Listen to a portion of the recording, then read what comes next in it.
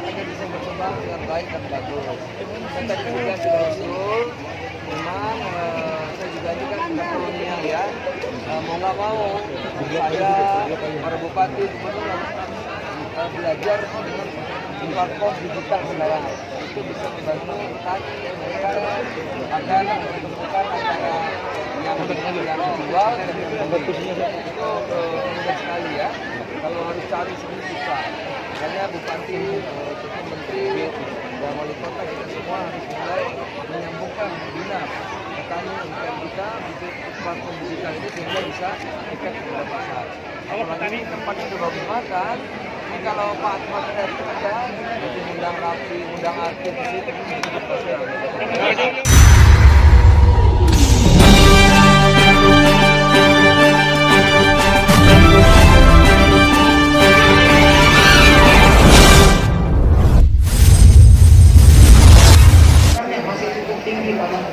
dan sebab itu dukungan terhadap pertanian ini memang harus dikembangkan di Kabupaten Serang. Yang pertama saran doa, dukungan, motivasi dari Pak Menteri, kami terus bisa berikhtiar, berupaya dengan seluruh jajaran Pemda Kabupaten Serang dan seluruh masyarakat Kabupaten Serang, dan semoga tempat ini berkah.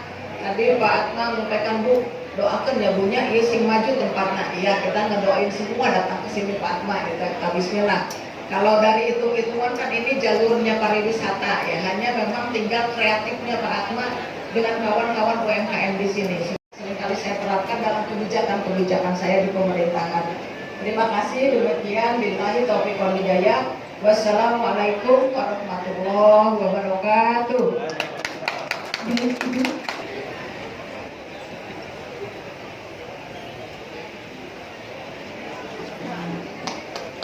Boleh berikan tepuk tangan yang paling hangat, luar biasa.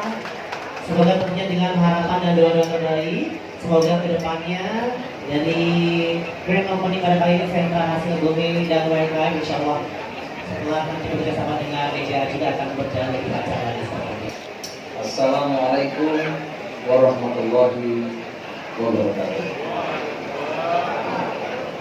Alhamdulillah, salatu wassalamu ala Rasulillah wala Muhammad. Wakil Ketua MPR, Saudara Yandri Susanto yang saya hormati, Ibu Bupati, Bupatu, saya doakan sehat dan sukses terus. Wali Kota Serang, Pak Saf, Pak Atma yang punya tempat, Pak Haji Gani, membantu saya, tentu rombongan saya dari Kemendak, ada Dirjen Perdagangan Luar Negeri, Perdagangan Luar Negeri, ada Pak Kasat, lengkap di dalam.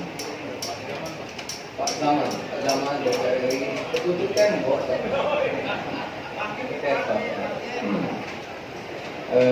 Seluruh bidang yang mewakili Kapolres, Dandim, Gati, Kajari, semua sajalah yang saya hormati. Tentu bapak-bapak, ibu-ibu, tamu undangan, tuan-tuan, puan-puan, yang besar tidak saya sebut gelarnya, yang kecil tak dapat disebut namanya, tapi semua yang saya muliakan. Saya bersyukur hari ini bisa berada di tengah bapak-bapak ibu sekalian dalam rangka grand launching tempat UMKM dan hasil bumi. Nah, ini yang dari dulu penyakitnya sama, itu Pak Wali Kota. Saya waktu usia 6 tahun, cerita aja ini, 6 tahun. Sekarang sudah kolonial, dulu waktu usia 6 tahun. Bapak saya tanam apa namanya itu kedelai Pak, tanam kedelai di kampung. Jadi kalau saya dari Jakarta, dari Jakarta mau ke Lampung, pasti dari sini. Karena kampung saya di Lampung. Serang, Banten sama Lampung sama aja. Nah, dulu sambung ke Kartomal itu jadi pisah. Nah, nanam kedelai harga bagus. Ini 55 tahun yang lalu. Waktu panen, harga kedelainya murah Pak. Ongkos metik sama harga jualnya itu gak seimbang. Akhirnya kita sebut panen raya. Panen raya itu artinya kita nggak panen, dipanen oleh rakyat. Karena nggak cukup ongkos untuk panen kedua. Jumlahnya kira-kira 10 hektar. Kata ayah saya, sekarang lagi bagus ganti aja. Tanamnya tanam singkong. Nah, lebih kurang 10 hektar juga. Tanam singkong, waktu tanam harga bagus, waktu panen harga murah. Akhirnya panen raya lagi. Nah, jadi diserahkan kepada rakyat ngambil. Nah, akhirnya saya dipanggil sama bapak saya, sini, kenapa ya?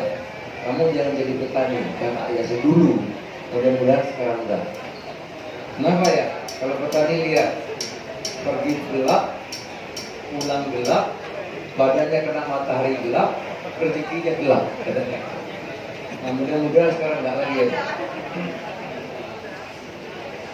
Tahun 2004, saya waktu itu anggota DPR, Pak Wali Kota baru. Menteri Perdagangannya Ibu Mari Yanka Pangestu. Bukan salah benar, tapi masing-masing punya pengalaman dan punya pendapat saja. Ibu Mary mengizinkan warung-warung minimarket itu sampai pelosok-pelosok, sampai kampung-kampung. Saya yang menentang.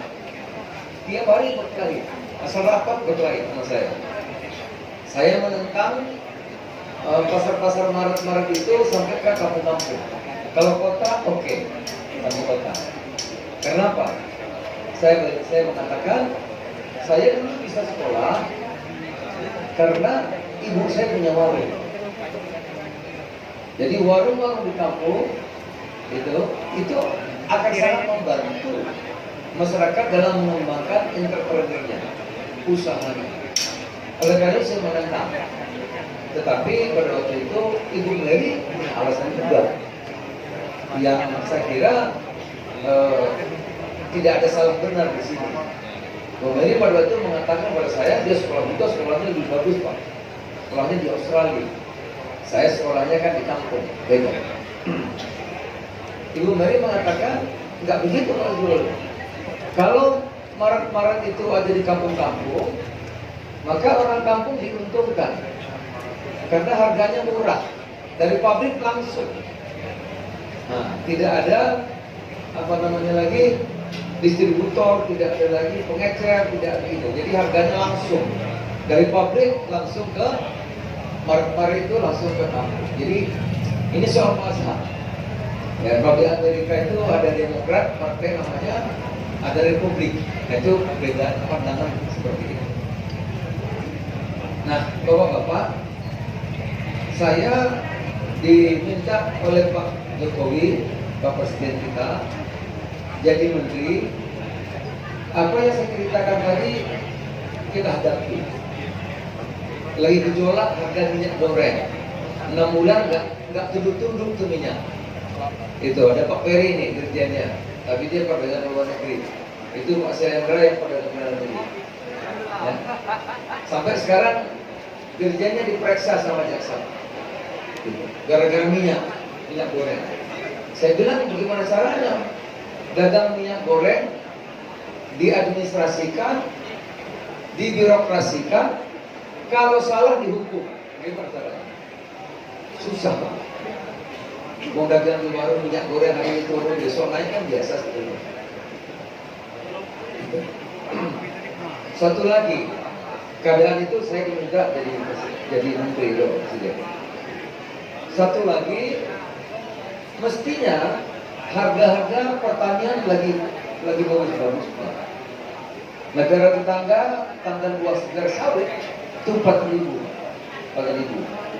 Ya. Nah, di kita terbalik. Ya. Windfall, harga yang bagus hasil pertanian sawit itu di kita jadi bencana. Penyakit 50 tahun lalu sama hari ini yang bersama. Tandan buah segar hari ini saya cek sudah lumayan naik, tapi masih sekitar 1.300 sampai 1.600. Sebelumnya 700, 800.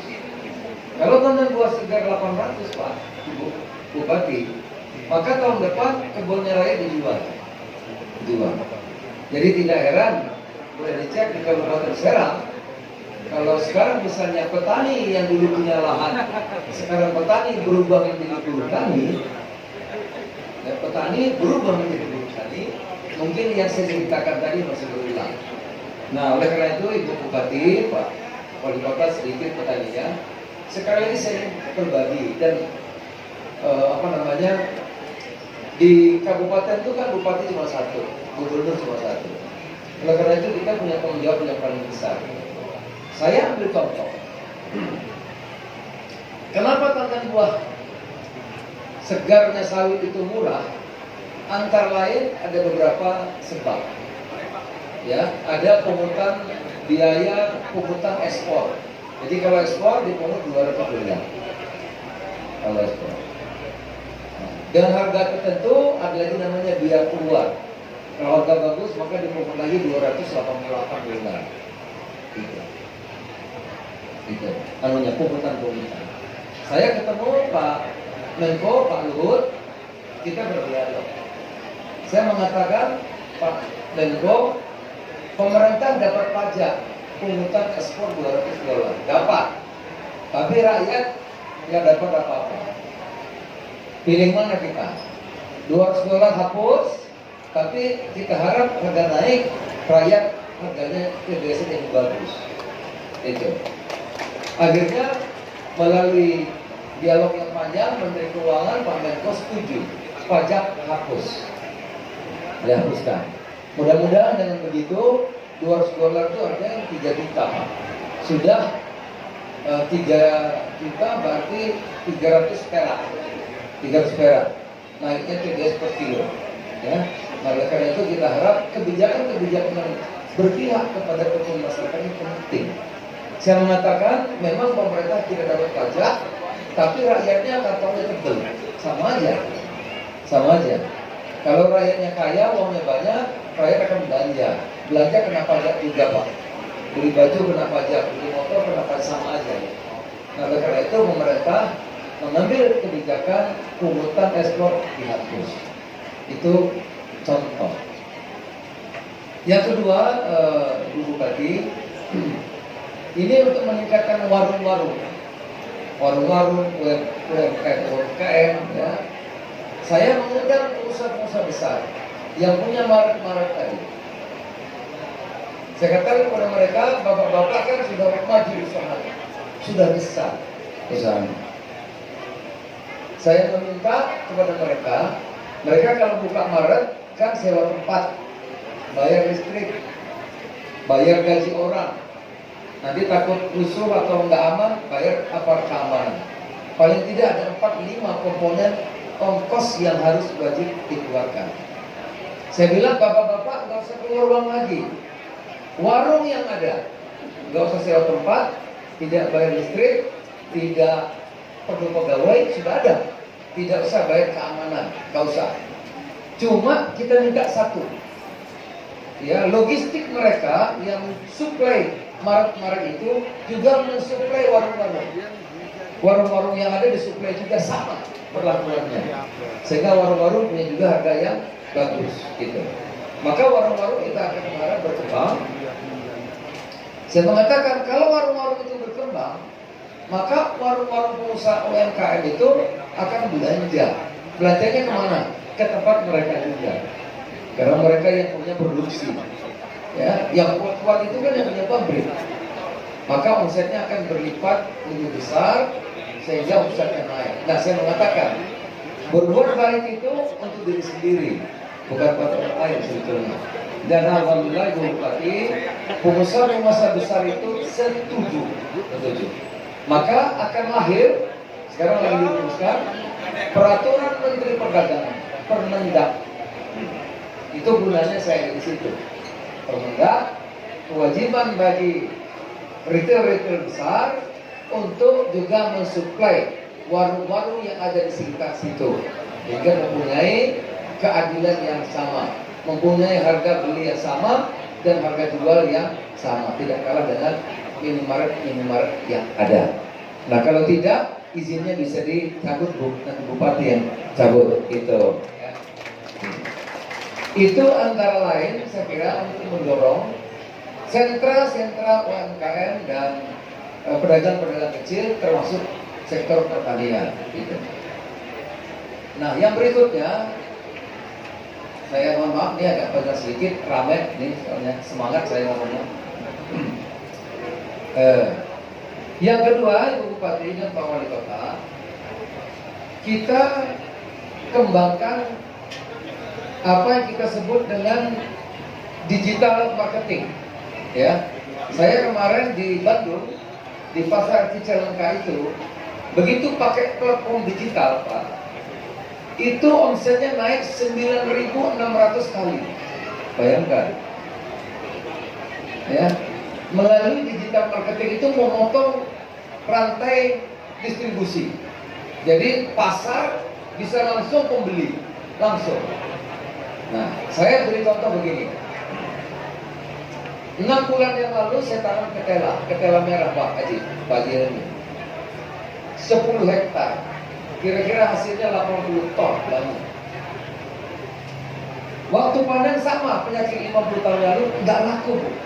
Nggak ada yang beli. Sebetulnya bukan nggak ada yang beli, kita nggak tahu pasarnya, siapa yang mau beli, nggak tahu. Gitu.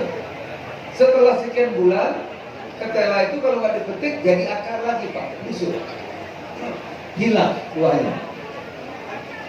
Setelah hilang buahnya, 2 bulan kemudian saya ketemu supermarket besar. Mereka ternyata butuh ketela. Wah Pak, kalau cuma 80 ton sedikit, 500 ton juga kami beli, kata dia. Kenapa? Karena kentang merah itu lagi laku.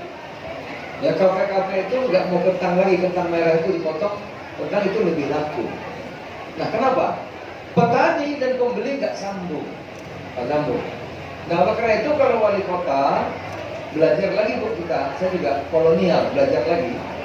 Ibu juga belajar lagi. Ada sekarang platform digital. Ya. Ini pemerintah daerah, bupati, wali kota bisa kembangkan. Ya. Sehingga itu nanti bisa menjadi pusat pertemuan informasi antara petani dan konsumen. Gitu. Antara yang jual dan yang beli. Gitu. Oleh karena itu, saya sekarang kalau bikin ketela, saya pasarkan lewat platform digital. Banyak Bu, ada Tokopedia, ada Lazada, ada Shopee, banyak sekali sekarang. Itu bisa menyambungkan petani kita ya, atau UMKM kita yang nggak punya akses dengan pembelinya, atau bikin sendiri di kabupaten, bikin platform digital, pusat pemasaran hasil pertanian dan sentra UMKM pakai Emplatma, pakai platform digital. Ya. Nah saya kemarin di Cicalengka jualan 10 menit. Melalui platform digital itu Pak, yang nonton 32.000 orang, cuma 10 menit. Bayangin 32.000 orang itu satu stadion. Nah ya, kalau yang belinya itu 1% aja, maka yang beli berarti 32.000, 3.200. Bayangin.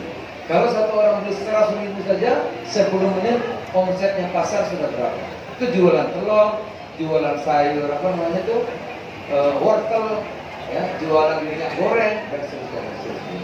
Nah saya kira ini perlu kita kembangkan.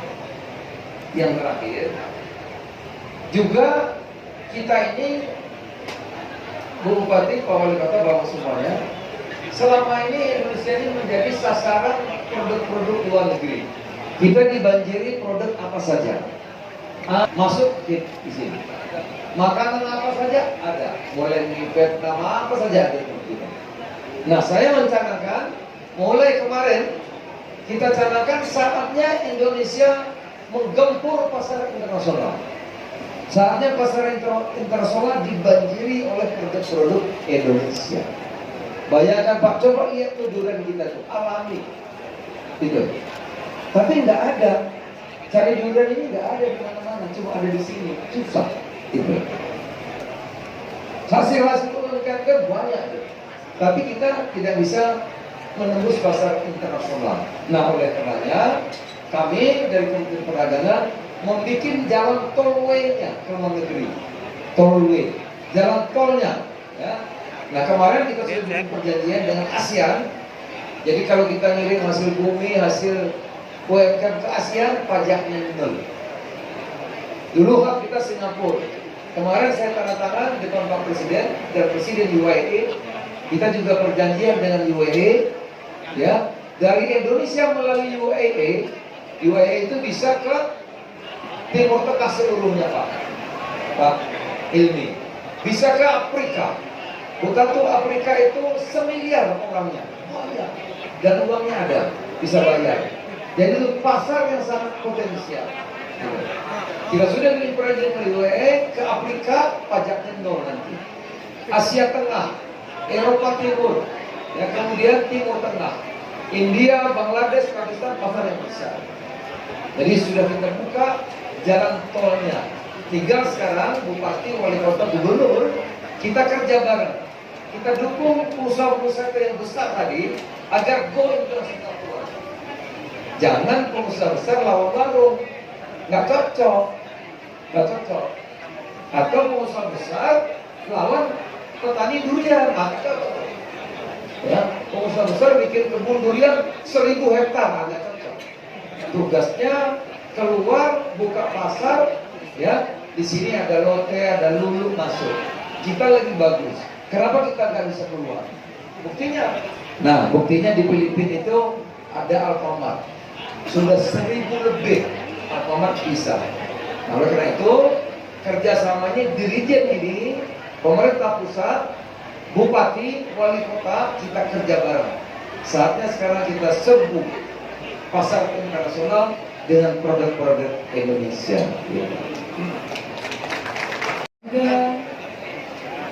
Kami juga mengundang tentunya owner dari DJA, Bapak Haji Amroy Jaya, berkenan untuk bisa bergabung. Dan juga yang kami hormati anggota DPR RI, Bapak Haji Dede Nurul Jaman dan juga Bapak Wali Kota Serang, Bapak Syafruddin Esawas Mesir. Nunduk dong. Mana banyak kotak-kotak tuh, nunduk. Jangan egois.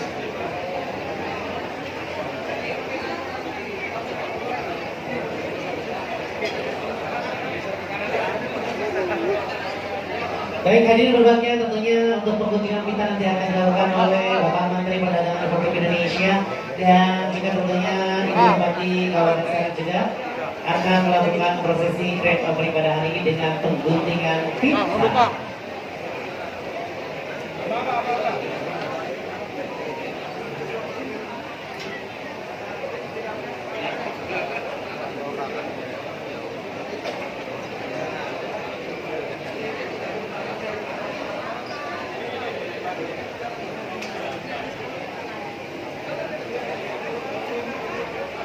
Baik, semua rekan-rekan media juga untuk bersiap dan kita semua yang hadir di sini juga bersiap-siap menjadi saksi untuk grand opening sentra hasil bumi dan juga UMKM pada hari ini.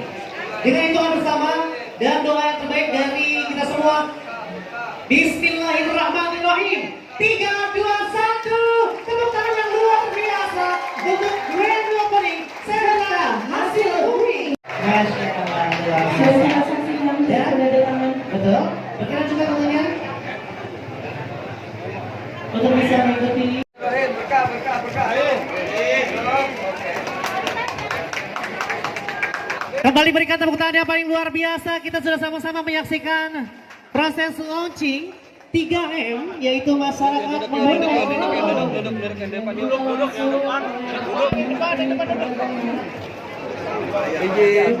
Pak Menteri lah sini, Pak Menteri.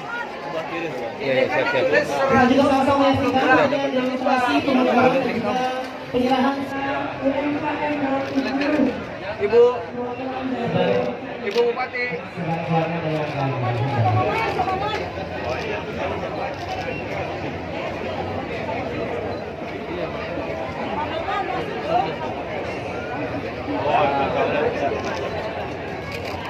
Ya.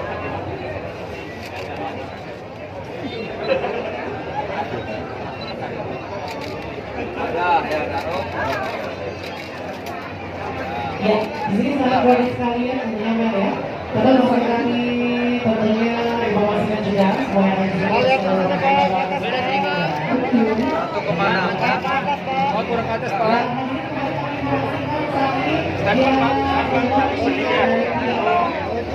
Ini barusan beli katanya 3 kilo, coba. Lebih ini 3 kilo.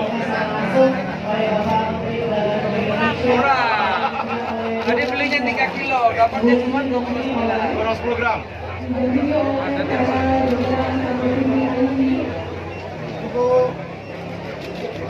Oh, macet ini bukan macet ya.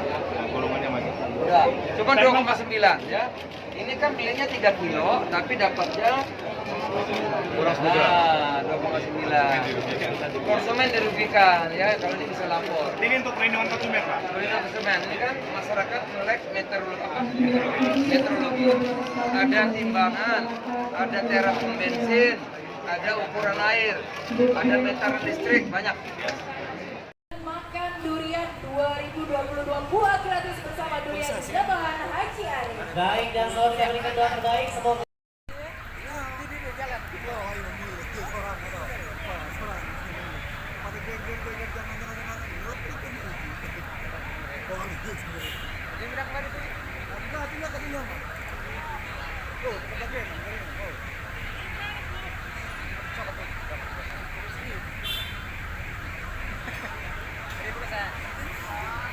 Bukan saya, punya saya. Semua.